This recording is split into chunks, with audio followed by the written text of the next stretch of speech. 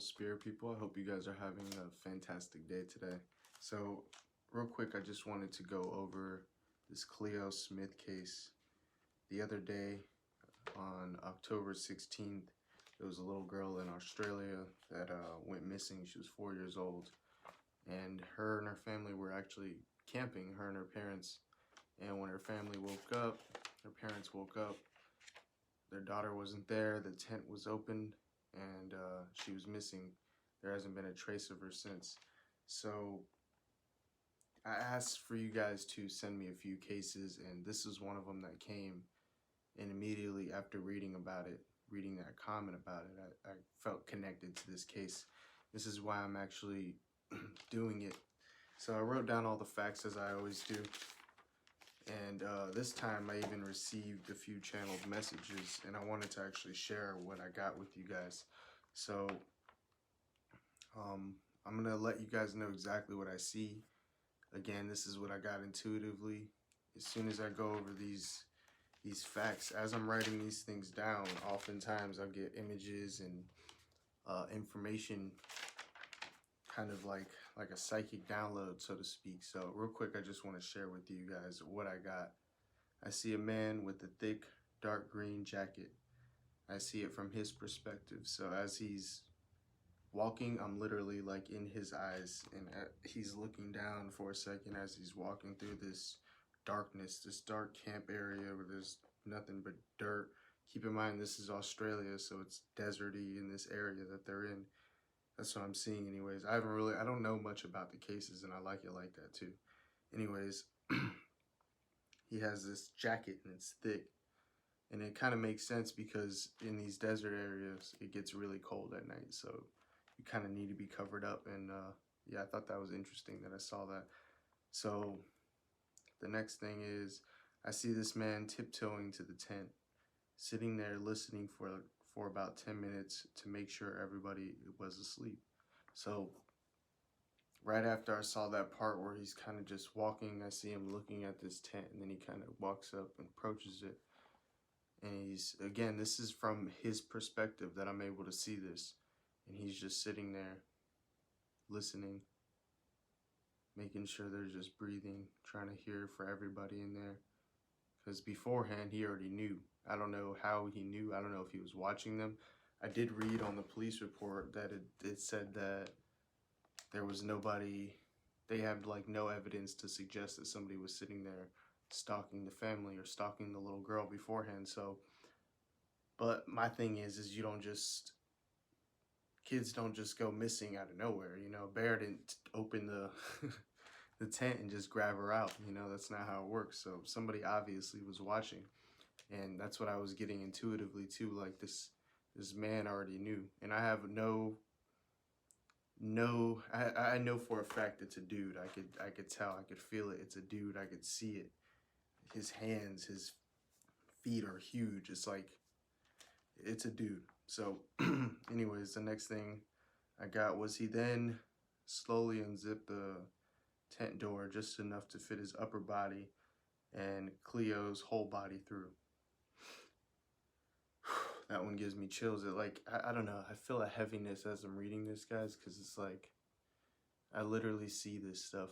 I saw it as I was going through all this evidence, and it's just like, you know how you kind of normally envision things as you're reading or whatever, you know, it's like a normal thing of the human mind. Well, it's like 10 times that, and it's so much more real, and you get feelings and all that extra stuff 10 times over. It's kind of hard to explain, but anyways, the next thing is he grabbed Cleo from the hole in the tent of the door and sped walked away, holding her in her body, like holding her head in her body. Sorry, I'm not reading that right.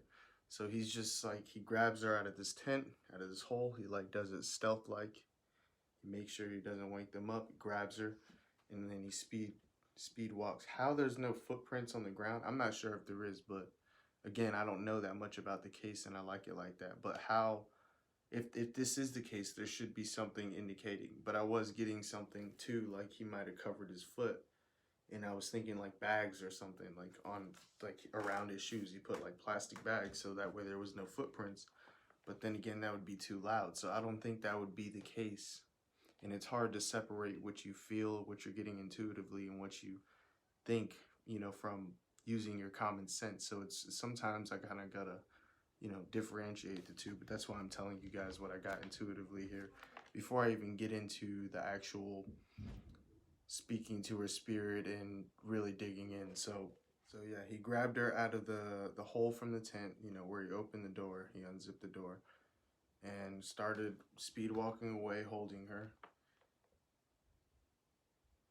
She was half asleep and was very confused. Like, she was in a daze. And I could feel her too. Like, she was, at that time, she was so, like, she wasn't even scared because she didn't know what the hell was going on. She didn't know if her dad just, like, woke up and grabbed her, just, was leaving for whatever reason with her. She didn't know who it was. It was dark. Like, you guys got to keep these things in mind, and this is all going through her head. She's really, like, barely even awake on top of that. So for her, it was kind of like, what the hell is going on? It's very sad. It's like that helpless feeling. He threw her in the back seat and drove away.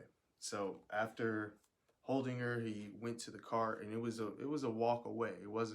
He didn't just pull up right beside this campsite, inches away with the lights on, the car, the engine still going, walk out, do all of this in like 10 seconds. No, this was like, he parked his car far away.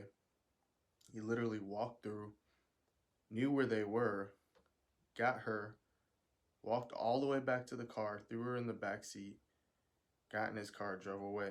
Funny thing is, at 3 o'clock in the morning, the police say that they could see on CCTV and all the cameras around the area and stuff towards the exit, that there was a vehicle that came out of there at 3 o'clock in the morning, and that's the vehicle they're looking for now. So to me, it's kind of funny that everything I just said basically lines up with that. And I swear to you guys, I got all of that before I even read anything about that vehicle.